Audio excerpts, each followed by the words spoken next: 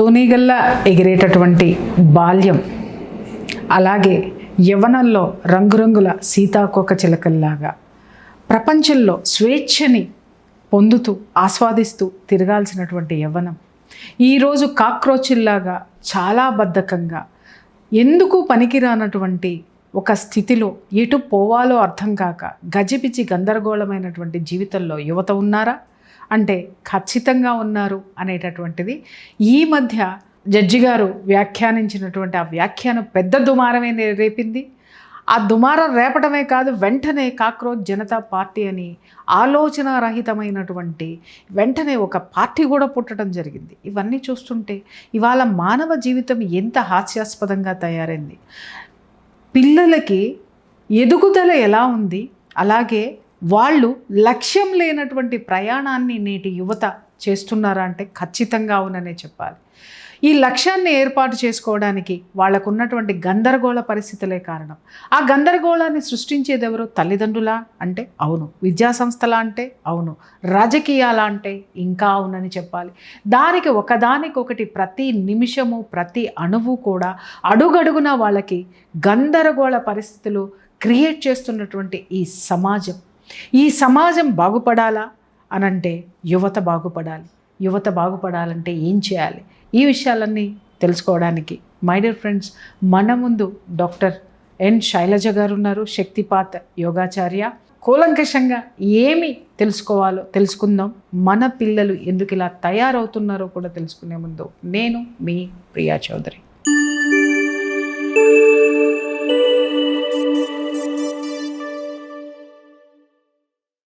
అమ్మ నమస్తే.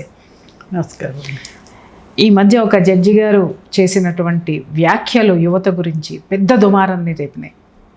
Cockroach Janata party అనేటటువంటిది పుట్టుకొచ్చింది. ఆ తర్వాత ఎంత భయంకరమైనటువంటి డిస్కషన్స్ జరిగాయి. యువతంతా ఎందుకు పనికి రాకుండా తయారయ్యింది అని చెప్పి అనడానికి కూడా ఊతమిస్తూ ఆ కాక్రోచ్ జనతా పార్టీ యొక్క ఫాలోయర్స్ 21 మిలియన్స్ పెరగడం అనేటటువంటి దాన్ని కూడా చర్చలు జరిగినాయి. దాని మీద ఏంటి అంటే యువత కదులుతుంది, యువత ఎదురు తిరుగుతుంది అని ప్రభుత్వం మీద వ్యతిరేకత ఉన్న వాళ్ళు మాట్లాడితే ఈ యువత సోషల్ మీడియాలోనే ఈ విధమైనటువంటి ఉత్సాహం చూపిస్తుంది. గ్రౌండ్ లెవెల్లో పని చేయడానికి ఇది కాదు అనేటటువంటి చర్చలు జరగడంతో పాటు అలాగే నిజంగా చూసాము, నిన్నో మొన్న కూడా చూసాము, ఆ కాక్రోచ్ జనతా పార్టీ ఒక పిలుపునిచ్చారు. కాక్రోచ్ యొక్క లైఫ్ స్టైలే అక్కడ కనపడింది అనుకోవచ్చు. వందల సంఖ్యలో మాత్రమే అక్కడ జనం గుమిగూడటము, లేకపోతే ఏదైతే యాజిటేషన్ చేస్తున్నారో దానికి సపోర్ట్ ఇచ్చిన వాళ్ళు గుప్పెడు మంది ఉన్నారు. కానీ గంపెడు మంది మాత్రము సోషల్ మీడియాలో ఉన్నారు. అమ్మ, యువతలో అసలు ఈ విధమైనటువంటి జడత్వానికి కారణం ఏంటి అంటే వాళ్ళు కూర్చున్న చోటు నుంచి కదలకుండా కేవలం ఊహల్లో ప్రయాణం చేస్తున్నారు. వాళ్ళ ఊహలు వాస్తవాలు ఎప్పుడవుతాయి అనేటటువంటి ఆలోచన వాళ్ళకి లేదంటారా? ఎందుకు ఇలా తయారవుతున్నారు అంటే ఇక్కడ నాకేమనిపిస్తుంది అంటే, ఇప్పుడు చూడండి, మన ఇంట్లోనే మన పిల్లల్ని చాలామందిని చూస్తున్నాం కదా, బయటికి వెళ్ళి అక్కడ షాప్కి వెళ్ళి కొనుక్కురారా అంటే వీడు వెళ్ళడం. అసలు ఎందుకు బెల్ల కొడితే బ్లింకిట్లో పెడుతున్నారు, బెల్ల కొడితే తలిపే తీరు కదా. బాగా చెప్పారు. అదే ఎక్కడి నుంచో ఆర్డర్ పెట్టి తెమ్మంటే టక్ టక్ టక్ కొట్టి పెట్టేస్తున్నారు. అంటే వీళ్ళు ఇక్కడ కూర్చుని జరిగే పనులు చేస్తారు, బట్ రియల్గా where you have to go and do అనే దానికి అలవాటు లేకుండా ఉన్నారు. కాబట్టి ఆ మిలియన్స్ అవ్వడం, ఫాలోవర్స్ అవ్వడం అంటే ఒక లైక్ కొట్టడం, ఒక ఫాలో కొట్టడమే కదా. అంతేగా 2 వేలు ఒక ముద్రలు అన్నమాట, బటన్ నొక్కడాలు 2 ప్రెస్లు అంతే. అది అప్పుడు వాళ్ళన్నా ఏం చెప్పారు నాకంటే, నేను పెద్ద ఎక్కువ ఫాలో అవ్వకపోయినా ఎవరో జడ్జి గారు రాజ్యసభ మెంబర్స్ అవ్వకూడదు. ఎంతమంది అవుతారు? మహా అయితే 1 అవుతారు, 2 అవుతారు, అంతే కదా. అంతే, అవ్వరు. వాళ్ళ మేనిఫెస్టో, సిజేపీ మేనిఫెస్టో. అవును. అసలు కాక్రోచ్ జనతా పార్టీ అని ఎందుకు పెట్టుకోవాలి అంటారు నేను. అవును, మరి కాక్రోచ్ క్రాలింగ్ పార్టీ అని పెట్టాలి. క్రాలింగ్ అంతే కదా, కాక్రోచ్ క్రాల్ చేస్తుంది. మరి ఎందుకు? భారతీయ జనతా పార్టీకి ఎక్కువ ఉన్నాయి కాబట్టి, ఏదైతే అలవాటైన పేరుంటే ఎక్కువ మంది వస్తారు కాబట్టి కాక్రోచ్ జనతా పార్టీ ఆల్గరిథం అన్నమాట. అలా పెట్టుకున్నారు. ఆల్గరిథం ఫాలో అయ్యారు. అంటే ఏదో సరదాగా Yes, అన్నారు. yes. ఓకే, వాళ్ళ నిరసనని ఏ విధంగా తెలియచేయచ్చు, అక్కడ వరకు అందరూ ఒప్పుకుంటారు. అవును కానీ ఇప్పుడు మరి ఓకే, ఇన్ని మిలియన్స్ వచ్చారు, అవును. ఈ మిలియన్స్కి నీవు ఏమి దారి చూపిస్తున్నావు, ఏ మార్గాన్ని చూపిస్తున్నావు? పోనీ రాజ్యసభ ఇవ్వు, నువ్వు గెలుస్తావు. ఎంతమంది గెలుస్తారు? 500 600 అంతే కదా. 580 మెంబర్స్ ఎంత లోక్సభలో ఉన్నారు. నువ్వే అయిపో, నువ్వే ప్రైమ్ మినిస్టర్ అయిపో. మేము 580 మంది ఉన్నారు. మరి మిగిలిన ఇన్ని మిలియన్స్కి ఏమి నీవు మార్గాన్ని చూపిస్తున్నావు? నువ్వు స్టార్టింగే నువ్వు 11 గంటలు ఇంట్లో కూర్చో, 11 గంటలు బద్ధకంగా కూర్చో, 11 గంటలు నెట్ చూసుకో అని చెప్పిన తర్వాత, అయిన తర్వాత నువ్వు కష్టపడి పైకో లేకపోతే పొలానికి వెళ్దాం ముందుకు పదండి లేదు కదా. నువ్వు వాడు అలా కూర్చుంటే నువ్వు పోషిస్తావా? నువ్వు డబ్బులు ఇస్తావా? ఏం చేస్తావు? సో ఏదైనా సరే అంటే నిజంగా వాళ్ళు అనుకున్నట్టు కూడా అందరూ జంజీ అలా కూడా లేరట. నేను కొన్ని స్టడీస్ చూసినప్పుడు ఈ జంజీ అనేవాళ్ళు కొంత డిఫరెన్స్ ఉంది వీళ్ళలో కూడా. They are also thinking in different line. అంటే ఈ సమాజం ఇలా ఎందుకు ఉంది? సరే, మన పేరెంట్స్ అంటే వాళ్ళు ఒక నార్మల్ యావరేజ్ ఫ్యామిలీస్ నుంచి కొంత నియో రిచ్లోకి వచ్చినప్పుడు వచ్చే ఈ చేంజెస్ నుంచి ఈ వచ్చిన వాళ్ళు దే ఆర్ థింకింగ్ ఇన్ ఎలా ఉండాలి, ఎలా చేయాలి, we cannot waste our time, we cannot waste our money, అలాంటివి కూడా అయిన ఆలోచనలు కూడా ఉన్నాయని చెప్తూ ఉన్నారు కొన్ని చోట్ల స్టడీస్లో. అలా ఉంటే నిజంగా మంచిది. యాక్చువల్గా మనకు కూడా సత్యయుగంలోకి మారుతూ ఉన్నామంటారు. బట్ ఆ చేంజ్ ఆఫ్ ఈరా అన్నప్పుడు కొంచెం తేడా డిఫరెన్సెస్ ఉంటాయి. ఉన్నా కూడా వాళ్ళు నిజంగా ఒక కొత్త జీవితాలకి కొత్త మార్గాల్ని వాళ్ళు అన్వేషించి తీసుకురాగలిగితే మనందరం ఆహ్వానించాలి. వాస్తవం. కానీ మార్గదర్శకాలు లేవు, దశ నిర్దేశం లేని చోట మనం వెళ్ళిపోయామనుకోండి, అందులో కొట్టుకుపోతాం.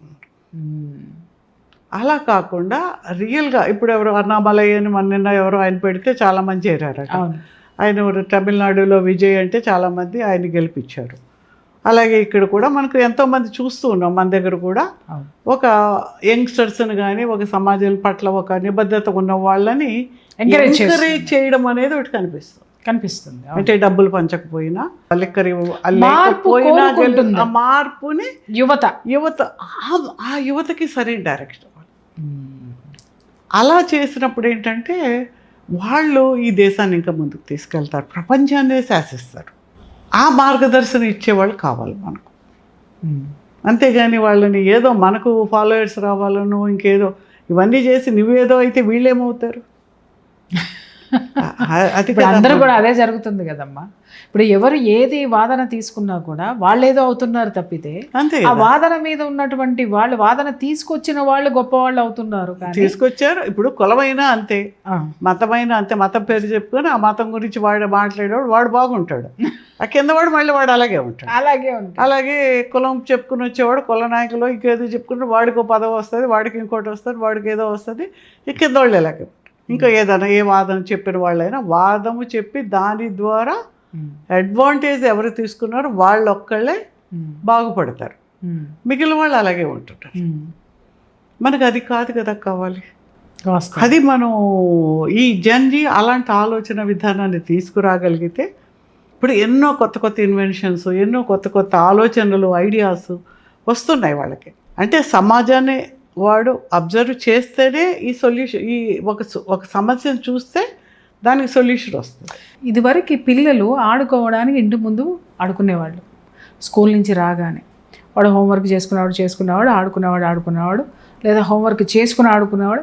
ఏదో ఒక విధంగా వాడికి ఆకాశం చూసేవాడు, నేల మీద పరిగెట్టేవాడు, కూర్చునేవాడు. కొట్లాట్లు వచ్చేవి ఇద్దరు పిల్లల మధ్యన, కింద పడేవాళ్ళు, లేకపోతే కొట్లాడుకునేవాళ్ళు, లేకపోతే తర్వాత పెద్దలు ఇన్వాల్వ్ అయ్యేవాళ్ళు, సర్ది చెప్పేవాళ్ళు. ఒక విధమైనటువంటి వాళ్ళకు ఒక యాటిట్యూడ్ అనేటటువంటిది క్రియేట్ అయ్యేది. దాంట్లో నుంచి ఒక లీడర్షిప్ క్వాలిటీ అనేటటువంటిది బయటకు వచ్చేది. తర్వాత వాడు ఎప్పుడైతే వీధి కొట్లాటల నుంచి మొదలు పెట్టినటువంటి వాడు ఎలా దేన్ని సాధించుకోవాలి అనేటటువంటిది వచ్చేది. అలాగే స్కూల్లో వచ్చిన తర్వాత కూడా అమ్మ వాళ్ళ మెమరీ బ్రెయిన్ వర్క్ ఉండేది. ఇప్పుడు ఎస్ఏ రైటింగ్ కానివ్వండి, తర్వాత ఇంకొకటి కానివ్వండి, కాంపిటీషన్స్ ఉండే, స్పోర్ట్స్ ఉండే, ఇవన్నీ ఉండే. ఇవాళ స్కూల్స్ చూస్తుంటే అంతస్తుల్లో పాత గుడ్డలని మూటలో కుక్కినట్టు ఆ జంజీ అని కాదండి, బాల్యం మొత్తాన్ని కూడా దాంట్లో ఒక బ్యారెల్లో కనుక మనం రంప పొట్టును కూరుతాం చూసారా, అలా పిల్లల్ని కూరేసి పొద్దున్న నుంచి రాత్రి వరకు చదువు అనేసి వాళ్ళ బ్రెయిన్లో, కనీసం వాళ్ళ బ్రెయిన్లో, నేను ఈ మధ్య రీసెంట్గా నేను చదివింది ఒక ఆర్టికల్ చదివిన దాంట్లో ఏంటంటే వాళ్ళ బ్రెయిన్లో డోపమిన్ రిలీజ్ అవ్వట్లేదు, సెరటోనిన్ రిలీజ్ అవ్వటం లేదు. అంటే సెరటోనిన్ రిలీజ్ అవ్వాలి అని అంటే వాడు ఫస్ట్ బాడీని ఫీల్ అవ్వాలి కదా, కష్టపడాలి కదా. వాడు ఎంతసేపు బ్రెయిన్ వర్క్ పెట్టి ఆ బ్రెయిన్ డెడ్ అయ్యేటట్టు చూసి దాంట్లో ఇన్నోవేషన్స్ లేక ఈ డోపమైన్ రిలీజ్ అవ్వడం లేదు. వాడు ఒక జడ పదార్థంలాగా తయారవుతున్నాడు ఇక్కడ.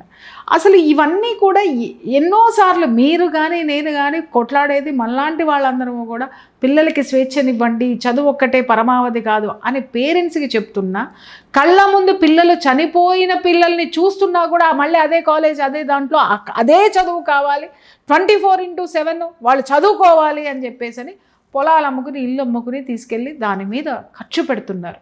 అమ్మ, పేరెంట్స్ రియలైజ్ అవ్వట్లేదు, పిల్లల్ని ఎవరు పట్టించుకోవట్లేదు. ఎంత హుందాగా ఎంత హ్యాపీగా తిరగాల్సినటువంటి పిల్లలు ఇలా తయారవ్వడం వల్ల నాకు ఒక్కటి క్లారిఫై ఇవ్వండి అమ్మ, ఇదే పిల్లలు ఇలా ఉంటే భవిష్యత్తు ఎలా ఉంటుంది ఒక్కసారి చెప్పండి నాకు. పెద్దలు అర్థం చేసుకోరు, విద్యా వ్యవస్థలో ఎవరికి పట్టదు, పిల్లలకి ఓటు హక్కు లేదు కాబట్టి రాజకీయ నాయకులు పట్టించుకోరు. కానీ నేటి బాలలే రేపటి పౌరులు, ఆ పౌరులే ఓటర్లు, నాయకులు అవుతారు.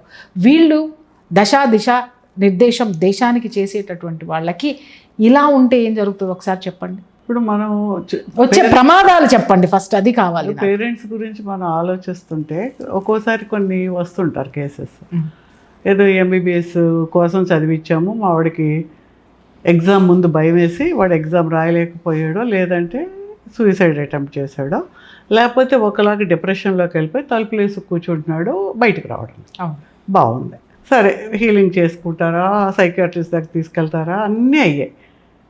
అంటే వీడు ఆల్మోస్ట్ సూసైడ్ వరకు వెళ్ళిపోయాడు ఆ పిల్లాడు. అంటే వాడికి అది ఓరియంటేషన్ లేనప్పుడు ఇంకో ప్రపంచంలో ఎవరు బతకడం లేదా, డాక్టర్లే బతుకుతున్నారా? అంటే మా అబ్బాయి డాక్టర్ చదువుతున్నాడు, అమ్మాయి డాక్టర్, నువ్వు చెప్పుకోవాలి అంతే. వీళ్ళ ఫాల్స్ ప్రెస్టేజెస్ ఏమవుతుంది అంటే, ఏమంటే ఇది తగ్గిపోయి మళ్ళీ మామిడి చదివేస్తాడా, సీట్ వస్తుందా, అంతే తప్ప అరే దీంట్లోంచి డైరెక్షన్లోంచి వాడిని తీసి మేబీ వాడిని ఏదో జర్నలిస్ట్ చేద్దాము, లేదంటే ఒక ఆర్టిస్ట్ చేద్దాము, లేకపోతే ఎన్నున్నాయి ఇప్పుడు, ఎన్ని ఎవెన్యూస్ ఉన్నాయి ఇప్పుడు. ఆ కెరీర్ కౌన్సిలింగ్ అనేది కూడా మేము స్కిల్ డెవలప్మెంట్లో ఉండేటప్పుడు పెట్టేవాళ్ళం అండి. 10th అయ్యాక ఎన్ని ఆపర్చునిటీస్ ఉన్నాయి. ఆయన అనుకున్న ఆ డాక్టర్ ఇంజనీరే కాదని అయినా కూడా పేరెంట్స్కి అది లేదు. అంటే అసలు ఆ పిల్లాడు ఏమైపోయినా కూడా అక్కర్లేదు, నీ యొక్క ప్రెస్టేజ్ 200%. ఇప్పుడు అదే అనిపోతున్న పేరెంట్స్కి ఎందుకు ఇట్లా కేవలం వాళ్ళ మొండితనంతో పిల్లలు ఏమైనా పర్వాలేదు మేమే గెలవాలని ఎందుకు ఈ స్థితి వాళ్ళలో లూప్, వాళ్ళు కూడా అదొక లూప్లో పడిపోతుంటారు. అదొక ప్రేమ, ఏదో వాళ్ళ మంచి కోసమే చెప్తారు. ఆ పేరెంట్స్కి ఏం చెప్తారమ్మా మీరు? వాళ్ళకి ఏం చెప్తాము, వాళ్ళు సరైన మార్గంలో లేరు, వాళ్ళని సరిదిద్దుకోవాలంటే ఆ యొక్క ఏదైతే బ్లాకేజెస్ వాళ్ళలో ఉన్నాయో, unnecessary mind sets, limiting mind influence అవ్వడం, వాడేమనుకుంటాడో వీడేమనుకుంటాడో అనుకుని, అంటే మీ పిల్లాడు చచ్చిపోతే మీ వాళ్ళ వల్ల ఆ పిల్లాడు చచ్చిపోయాడు అని అనుకోరు అప్పుడు వాళ్ళు, అనుకుంటారు కదా,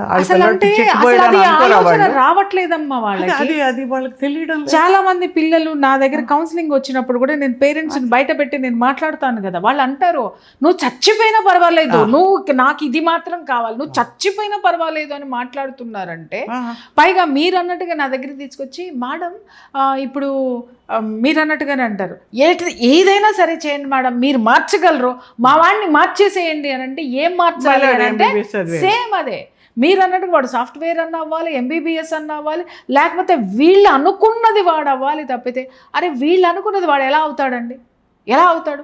అతనిలో ఏముందో, ఏ టాలెంట్ ఉందో అది అవ్వగలుగుతాడు. కానీ ఇలా చాలామంది పేరెంట్స్ నమ్మా నిజం చెప్తున్నాను కదా, నాకు ఎంత కోపం వచ్చి, పైగా మీరు అంటున్నారు ఎడ్యుకేటెడే వీళ్ళందరూ కూడా, ఎడ్యుకేషన్ లేని వాళ్ళు మాట్లాడితే మనం గద్దించి చెప్పినా వింటారు, కానీ ఎడ్యుకేటెడ్ పేరెంట్స్ అనబడేటటువంటి వాళ్ళు మాత్రం మారరు. నేనేమంటున్నానంటే ఇలాంటి పేరెంట్స్ బారి నుంచి బయటపడాలనుకుంటున్న పిల్లలు కూడా ఉన్నారు. వాళ్ళని వాళ్ళు ఎలా సంస్కరించుకోవాలి అది నేను అడుగుతున్నా. ఏదైనా వాళ్ళ యొక్క body, mind and spirit disturb అయిపోయాయి because of all these emotional trauma. ఇప్పుడు మీరు ఒక్క లెక్క చూడండి, ఒక 20 లక్షలు 30 లక్షల మంది నీట్ రాశారు. అవును. అలాగే అంత జేఈ అలాంటివి కూడా రాస్తూ ఉంటారు. మన ఎంసెట్లు కూడా ఒక 7-8 లక్షల మంది ఇక్కడ అక్కడ చదువుతూ ఉంటారు. ఇన్ని లక్షల మంది అక్కడున్న కొన్ని వేల సీట్లు అంతే కదా. అవును. ఆ వేల సీట్లను పెట్టి వీళ్ళు చదివి బై ది టైం ఆ ఇంటర్మీడియట్ అయ్యి వాడికి ఆ వేల మందికి సీట్లు వస్తాయి. ఎంబీబీఎస్ కానీ, ఇంజనీరింగ్ ఐఐటీల్లో కానీ, ఎన్ఐటీలో కానీ వస్తాయి సీట్లు. What about all other people? వీళ్ళందరూ ఆ ఇంటర్మీడియట్లో at the age of that 17-18 years లోపలే ఐఎమ్ ఏ ఫెయిల్యూర్, నేను అనుకున్నది సాధించలేకపోయాను, గిల్ట్ అని వాడు ఆ ఇన్ఫీరియారిటీ, ఇది నేను అనుకున్న చోట సీట్ రాలేదు, ఇంకోటి ఏదో అని వాడు దాంట్లోంచి ఎలా బయటకు రావాలో వాడికి ఎవరూ నేర్పించలేదు. అరే జీవితంలో ఇదే ఎండ్ కాదురా. మనమే చూస్తున్నాం, ఆ Bill Gates he's a drop out, ఎంతోమంది డ్రాప్ అవుట్స్ ఆ మూల ఈ మూల కూర్చొని వాళ్ళు ప్రపంచాన్ని శాసించే స్టేజ్కి వాళ్ళు ఎదుగుతున్నారు కదా. ఎగ్జాక్ట్లీ. అది చూసి మనం ఎందుకు నేర్చుకో? వాళ్ళకేమి వాళ్ళ తల్లిదండ్రులేమి అదానీలు అంబానీలు కాదు కదా, వాళ్ళు చాలా మామూలు. అదానీలు అంబానీలు కూడా ఎదిగారమ్మా. వాళ్ళ పిల్లలు వాళ్ళు నేర్చుకుని వాళ్ళకున్న దాన్ని వాళ్ళు నేర్చుకుని చేస్తున్నారు కదా. మనం ఎందుకు మన పిల్లల్ని వాళ్ళ జీవితాన్ని పాడు చేస్తున్నాం, వాడి జీవితాన్ని నరకం చేస్తూ ఉన్నాం. వాడు ఇప్పుడు ఈ ఫెయిల్యూర్ అనేది he carries throughout his life. నేను అనుకున్నది సాధించలేను అని వాడి బ్రెయిన్లో పడిపోతే వాడు ఇంజనీరింగ్లో అదే అవుతాడు, ఇంకో చోట అదే అవుతాడు, పెళ్లి చేసుకుంటే పెళ్లిలో ఫెయిల్ అవుతాడు, పిల్లల్ని పెంచడంలో ఫెయిల్ అవుతాడు, ఉద్యోగంలో ఫెయిల్ అవుతాడు. ఆ ఫ్రస్ట్రేషన్ అన్నిటిలో కనిపిస్తుంది. ఫెయిల్యూర్ ఎప్పుడు యాంగర్గా ఉండడానికి కారణం ఇదే, అది వాస్తవం. కాబట్టి మీరు ఓకే, మీరు చదివించదలుచు, బట్ అలాంగ్ విత్ దట్ నీవు జీవితంలో ఏ విధంగా బయటకు వస్తావు అని ఆ కౌన్సిలింగ్, ఆ ట్రైనింగ్ కూడా అలాంగ్ విత్ దట్ ఎడ్యుకేషన్ ఇప్పించండి. అందుకే మీరు చేయడం మొర్రో అని యాజమాన్యాలకి, పేరెంట్స్కి మేము చెప్తున్నాం. ఎక్కువ నేను ఒకటే చెప్తున్నానమ్మా, నేను చాలా వరకు కూడా విద్యా సంస్థలకి నేను ఇదే మాట్లాడతాను. ఏంటంటే నన్ను పిలుస్తారు మోటివేషనల్ క్లాస్ కోసం. నేనేమంటానంటే పిల్లలకి మాత్రమే కాదండి, పేరెంట్స్ కావాలి. ముందు మీరు పేరెంట్స్కి పిల్లలకి ఇద్దరికీ కూర్చోపెట్టి కౌన్సిలింగ్ అనేటటువంటిది మోటివేషన్ క్లాసో థెరపీనో హీలింగో ఏది చేసినా మొత్తం హోల్ ఫ్యామిలీని కూర్చోబెట్టి మాట్లాడితే తప్పితే, ముందు వాళ్ళని ఎడ్యుకేట్ చేస్తే తప్పితే వీళ్ళు సెట్ కారు. అలాగే ఒక చోట ఉన్నప్పుడు ఒకళ్ళ తప్పులు ఒకళ్ళు తెలుసుకునేటటువంటి తత్వం అనేటటువంటిది ఏర్పడుతుంది. ముందు మీ పేరెంట్స్ను కూడా తీసుకొచ్చి కూర్చోబెట్టండి. నేను వాళ్ళకి కౌన్సిలింగ్స్ ఇస్తాను, నేను వాళ్ళకి మోటివేషనల్ క్లాస్ నేను ఇస్తానని ప్రతి ఒక్క చోట ఇదే కొట్లాడు. ఈ మధ్య కాలంలో నేను చాలా వరకు తగ్గించడానికి కారణం ఏంటంటే నాకు ఇదే కోపం వస్తుంది. అరే మీరు పేరెంట్స్ని కేవలము ఫీజులు కట్టడం కోసమే, పేరెంట్స్ రారండి, వాళ్ళకి అవసరం లేదండి అనంటే, మరి పేరెంట్స్ నీకు ఫీజు కట్టడానికి అది కూడా నిజమే. నిజమేనమ్మా, నేను కాదని అనట్లా. పేరెంట్స్ అంటారు మాకు అవన్నీ అవసరం లేదండి, ఇవన్నీ అవసరం లేదండి, డబ్బులు కట్టాం కదా కాలేజీ వాడే ఉద్యోగం ఇప్పించుకోవాలి అంతే. ఇది కూడా ఒక కారణం అమ్మా. మీరు అన్నట్టుగా ఈ మధ్య రీసెంట్గా నేను ఒక పర్సన్ తోటి మాట్లాడినప్పుడు ఆయన మాట్లాడుతున్నారు, ఏమంటున్నారంటే ఈరోజు పిల్లలు ఎందుకని ఈ విధమైనటువంటి దీనికి కాక్రోచ్ లాగా తయారయ్యారు అనడానికి కూడా ఆయన ఏమన్నాడంటే, పిల్లలు చేయవలసినటువంటి పని పేరెంట్స్ చేసేస్తున్నారు. అంటే ఏంటి, వాడు పాలు తాగాలంటే గ్లాస్ అక్కడే. వాడు 10th క్లాస్కి వచ్చేదాకా ఇంజనీర్. చాలామంది తల్లిదండ్రులు చెప్తారు ఇంజనీరింగ్కి వచ్చినా నేనే పెట్టాలండి మా వాడికి అని. వాడు జడ పదార్థం. భోజనం ఎలా కలుపుకోవాలో తెలియదు, ఎలా తినాలో తెలియదు. వాడి పనులు వాడు చేసుకోలేడు, వాడి బట్టలు వాడు సర్దుకోలేడు, వాడి ఇది వాళ్ళు చేసుకోలేదు. నాట్ ఓన్లీ ఇన్ దిస్ అమ్మ, నాకు కూడా ఇంట్లో 24 గంటల బీపీ వచ్చేస్తుంది నాకు అసలు ముందు. ఎవరి పనులు వాళ్ళు ఎందుకు చేసుకోరు? ఎందుకు పేరెంట్స్ చేయాలి? అలసిపోతారా? మరి పేరెంట్స్ కష్టపడాలి, మళ్ళీ మీ పనులు చేయాలి, మళ్ళీ ఇంటి పనులు చేయాలి. మరి ఇన్నిటిలో పేరెంట్స్ అలసిపోరా? ఒకటి. కొంతమంది పేరెంట్స్ అమ్మో మా పిల్లలు కష్టపడిపోతున్నారని వాళ్ళు చేసే పనులు కూడా వీళ్ళు చేయడం వల్ల వాళ్ళు ఏ విధమైనటువంటి కరెక్ట్గా చెప్పాలంటే భావరాహిత్యానికి గురవుతున్నారు. వాళ్ళలో ఏ భావం లేదు. ఇప్పుడు వాడు పాలు తాగుతున్నాడు అనుకోండి, కలుపుకోవాలంటే స్టవ్ వెలిగించుకుంటాడు, పాలు కాస్తాడు, ఎంత వేడుందో వాడికి అర్థమవుతుంది, ఎంతసేపు ఆరబోసుకోవాలో అర్థమవుతుంది, ఎంత టైం పడుతుందో. వాడు ఒకటి అచీవ్ చేసుకొని వాడు కలుపుకొని తాగింది వాడికి ఎలా ఉన్నా నచ్చుతుంది. ఎవ్రీథింగ్ ఈజ్ అన్ ఎడ్యుకేషన్ కదా. ఎగ్జాక్ట్లీ. అది మానేసి కేవలము పుస్తకాల పురుగుల మాదిరి వాళ్ళని అక్కడే కూర్చోబెట్టి వాళ్ళ పనులన్నీ వీళ్ళు చేసి, ఇప్పుడు మీరు అన్నారు ఇంకా ఎక్కువ మాట్లాడాలంటే ఇదిగో మా శిల్ప ఇక్కడే ఉంది, అడగండి. తను ప్లేస్మెంట్స్ దీంట్లోకి పిల్లలు వచ్చి అడుగుతారంటే ఏంటి అని అంటే, మేము కావాలంటే మేము మీకు పైసలు కడతాం, బ్యాక్ డోర్స్ నుంచి మీరు పంపించండి, స్కిల్ డెవలప్మెంట్ అక్కర్లేదు, ఆ స్కిల్ డెవలప్మెంట్ కోర్స్ కాదు, స్కిల్ డెవలప్మెంట్ కోర్సులో జాయిన్ చేస్తాము, కానీ బ్యాక్ డోర్స్లో ఏమన్నా ఉంటే చూడండి. అక్కడ కూడా ఏం చేయాలి, మా వాడికి ఏసీ ఉండాలి, మా వాడు పని చెయ్యడు కానీ జీతం ఇవ్వాలి, ఆ జీతం ఇవ్వడానికి ఎంత కట్టాలో చెప్పండి. అంటే ఎవడు చెయ్యాలమ్మా పని? అంటే పేరెంట్స్ తయారు చేస్తున్నారు, పిల్లలు తయారు కాబడుతున్నారు. ఇట్లా ఇది ప్రపంచానికి రేపొద్దున దేశానికి ఎంత ప్రమాదమో. అసలు దీన్ని ఎడ్యుకేట్ చెయ్యాలి, అసలు పేరెంట్స్ని సమానంగా, పిల్లల్ని పేరెంట్స్ని సమానంగా మోటివేట్ చెయ్యాలి, ఎడ్యుకేట్ చెయ్యాలి అనే ఆలోచన అసలు ఇవాళ చాలామందిలో రావాల్సిన అవసరం లేదా? ఆలోచించాల్సిన అవసరం లేదా? ఉంది. కానీ సొసైటీ అంతా రకరకాలుగా తయారయ్యేటప్పటికి సిస్టమ్ అలా ఉంది, ఎడ్యుకేషన్ సిస్టమ్ అలా ఉంది, కాలేజెస్ అలాగ ఉన్నాయి, పేరెంట్స్ అలా ఉన్నారు, కంపెనీస్ అలా ఉన్నాయి. అసలు వీళ్ళు ఎక్కడి నుంచి తీసుకెళ్ళి అమెరికాలో కూడా ఈ సిస్టమ్స్ పెట్టేశారు. అక్కడ కరప్షన్ లేదు. ఇప్పుడు అక్కడ కూడా వాళ్ళకేమో ఆ వెకేషన్ టికెట్స్ కొనివ్వడము, హెచ్ఆర్లకి అలాంటివన్నీ మొదలు పెట్టారు. అంటే వీళ్ళే కదమ్మా అక్కడికి వెళ్ళింది. అక్కడ వాళ్ళు నాకు నెత్తి నోరు బాదుకుని అక్కడ ఉన్న నా క్లయింట్స్ చెప్పేది అదే, మేడం ఇక్కడ నుంచి వచ్చిన భావజాలం మొత్తం వీళ్ళే, హెచ్ఆర్లు వీళ్ళే, ఆ పైన ఉన్నటువంటి వాళ్ళు వీళ్ళే, టీమ్ లీడర్స్ వీళ్ళే ఉండేసరికి ఇక్కడ ఇండియాలో భారతదేశంలో ఏ రాజకీయాలు అయితే దరిద్రాలు అయితే చేశారో అవే దరిద్రాలు అమెరికా వచ్చిన తర్వాత కూడా ఇదే సంత మేము ఇక్కడ పడుతున్నాం, మేము ఇక్కడికి వచ్చి మేమేం గొప్పగా బతుకుతున్నది అయితే లేదని చాలామంది వీళ్ళ నుంచి వీళ్ళ రాజకీయాలు తట్టుకోలేనటువంటి వాళ్ళు డిప్రెషన్లోకి వెళ్ళిన వాళ్ళు నాకు చెప్తున్నారు. అదేనండి, ఏదైనా సరే ఏ కండిషన్లో మనిషి ఉన్నా సరే వాడు చెప్పులు కుట్టుకొనివ్వండి, సాఫ్ట్వేర్ కంపెనీకి ఎండి కానివ్వండి, ఏదన్నా కానివ్వండి, ప్రతి వ్యక్తి ఎలా గాలి పీల్చుకుని ఆహారం తిని బ్రతకాలో అలాగే తన ఎనర్జీ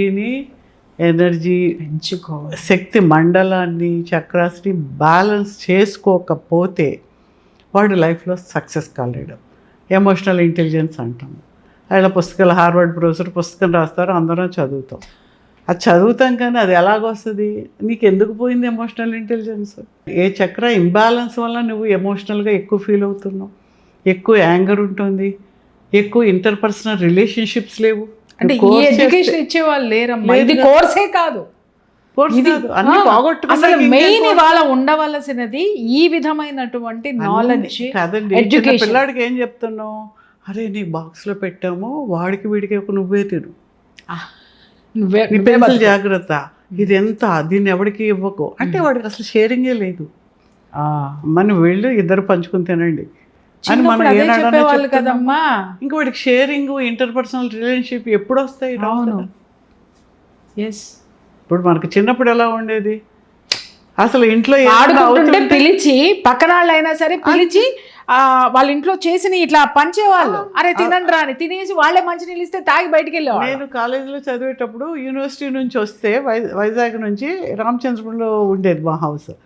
దిగ్గానే నెక్స్ట్ డే పొద్దున్న టిఫిన్, ఈ పక్కింటావు టిఫిన్, ఆ పక్కింటావు టిఫిన్, బయటకు సైలెన్స్ వచ్చిందట్టు కదండి. ఇప్పుడు వాళ్ళకేమో ఇష్టం అంట కదా, మనకి ఏది ఇష్టమో వాళ్ళు చేసి ఇచ్చేవాళ్ళు అనమాట. మనకి నీకు ఇది ఇష్టం కదా, తెచ్చాను తిను, ఇదిగో మా ఇంట్లో ఇది వచ్చింది చూడు, పక్కన పువ్వులు పూస్తే ఆ పువ్వులు తెచ్చి ఇవ్వడం. ఆ సంక్రాంతికి ఊరంతా అట్లా ఎంత జోకులు వేసుకునే వాళ్ళం అంటే, ఫ్రెండ్స్ ఎవరిని వచ్చి కబులు చెప్పుకుంటున్నారు అనుకోండి, వాళ్ళకి ఏదన్నా పెట్టాలంటే నేనేమనేదాన్ని, ఇదిగో పక్కింట్లో పకోడీలు వాసన వస్తుంది, కాసేపట్లో వస్తే తిందా ఉంటుంది. అంటే సో ఇచ్చి పుచ్చుకునే వాళ్ళం అమ్మ. పక్కింట్లో ఏదైనా వండినా ఖచ్చితంగా ఇంతన్నా షేర్ చేస్తాం. ముందు ఇక్కడికి వచ్చేసే పచ్చడి చేసుకుంటే ఈ పచ్చడి చేసాం, కూర చేస్తే ఈ కూర చేసామని ఎంత అద్భుతంగా ఇచ్చి పుచ్చుకునే వాళ్ళు. చుట్టాలు వస్తే అర్ధరాత్రి అయినా తలుపు కొట్టి మీ ఇంట్లో ఫలానాది ఉందా, మా ఇంట్లో లేదు అని ఇప్పటికిప్పుడు చుట్టాలు వచ్చారనంటే వీళ్ళు కూడా గబగబా వాళ్ళ ఇంట్లో ఏమున్నాయో తీసుకొచ్చి ఇచ్చారు. ఇప్పుడు ఆ షేరింగ్ పోయిందమ్మా. ఎప్పుడైతే ఆ షేరింగ్ పోయిందో మీరు అన్నట్టుగా హార్ట్ చక్ర మొత్తం క్లోజ్ అయిపోయింది. ఇక్కడ క్లోజ్ అవ్వడంతో భావాలు ఎక్కడి నుంచి వస్తాయి? గోడలు కట్టేశారు, చుట్టూ గోడలు కట్టేశారు. ఈ భావాలు హీలింగ్లో అవే క్లియర్ చేయిస్తాం. ఇప్పుడు అదే అడగబోతున్నా నేను. చాలా వరకు కూడా మీలాంటి వాళ్ళు ఇచ్చేటటువంటి హీలింగ్స్ వల్ల మాలాంటి వాళ్ళకి తెలిసినటువంటి వాళ్ళు ప్రచారం చేస్తూనే ఉన్నామమ్మా. కొంతలో కొంత బయటపడుతున్నారు జనం. నిజంగా ఇది ఇంకా తెలుసుకోవాల్సినటువంటి అవసరం ఉంది. నిజంగా ఇప్పటికి కూడా నేను పేరెంట్స్కి చెప్తున్నాను, దయచేసి మీరు ఏం ఆలోచిస్తున్నారో ఒక్కసారి ఆలోచించండి. దానివల్ల సమాజానికి కాదు, మీ ఇంట్లో మీకు కూడా చేటు వస్తుంది. అసలు మీరు ఎక్కడ ఎలా ప్రవర్తిస్తున్నారు అనేటటువంటి తత్వంలోకి ఒక్కసారి మీరు రండి.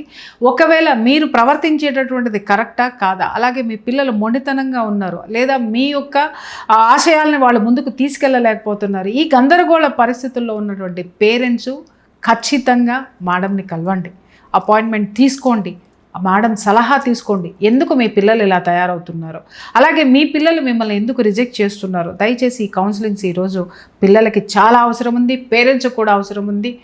నిజం చెప్తున్నాను కదా, ఇలాంటి ఇష్యూస్లో చాలా చాలా హీలింగ్స్ ఆవిడ చేశారు, సక్సెస్ అయిన కేసులు ఉన్నాయి. కొంతమంది పిల్లలు పేరెంట్స్ని అర్థం చేసుకొని ముందుకు వెళ్ళి సక్సెస్ సాధించినటువంటి వాళ్ళు ఉంటే, కొంతమంది పేరెంట్స్ పిల్లల యొక్క స్టామినాని, ఎనర్జీని అర్థం చేసుకొని వాళ్ళు పిల్లల్ని వాళ్ళకి ఏం కావాలో అది సంతృప్తిగా ఇచ్చినటువంటి పేరెంట్స్ కూడా ఉన్నారు. మై డియర్ ఫ్రెండ్స్, స్క్రీన్ మీద కనిపిస్తున్నటువంటి నంబర్కి కాల్ చేసి మేడం అపాయింట్మెంట్ కావాలంటే ఖచ్చితంగా తీసుకోండి. అమ్మ, థ్యాంక్ యూ సో మచ్.